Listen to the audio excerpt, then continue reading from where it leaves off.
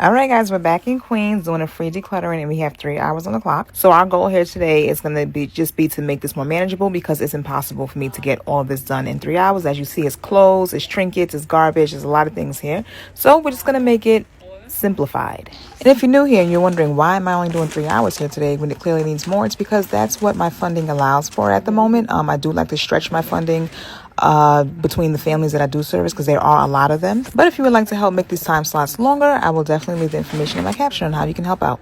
All right, so let's get started. So a lot of you ask, how do I even start a project like this? So what I do is, I start with one area. In this case, we're doing the living room. You examine the place, and whatever pops out at you the most, whether it's shoes, clothes, toys, whichever category it is, you start with those items. So you're going to start with things that you want to throw away and that you want to donate. Everything else can go where it ultimately belongs. So don't worry about having it all organized in your bedroom. If your bedroom looks the same as the living room, which it probably does, just throw the clothes in the bedroom, okay? Well, you'll figure that out when you get to the bedroom. Same thing for the other places. Anything that belongs in the bathroom, anything that ultimately belongs in the kitchen, just sit it in these places. Don't start trying to organize it to the place, because you're not there yet. You're working on the living room, okay?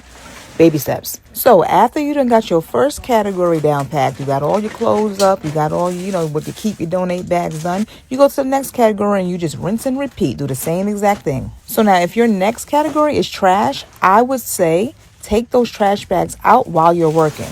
I say this because if you're a person that's easily overwhelmed by a task like this, what's going to happen is your brain is going to process those garbage bags as another task. And we're trying to lighten the load of tasks. We're trying to see the light at the end of the tunnel. And with a bunch of garbage bags just sitting there, that's probably not going to happen. So just take the bags out, sit them in the hallway or wherever while you are, doing your task. It makes it much easier for you. But if you're not able to take the bags out while you are working, what you're going to do is you're going to clear a space and you're going to put all the bags in that one area. Don't have them all around the house. Put them in that one area. This is what I was able to get done in that time frame. All of these bags leading into the kitchen, that is garbage. But I wasn't taking it out because Chris is going to come take it out, but he came later, so I wasn't able to get the footage of Super Hallway doing their thing. But yeah,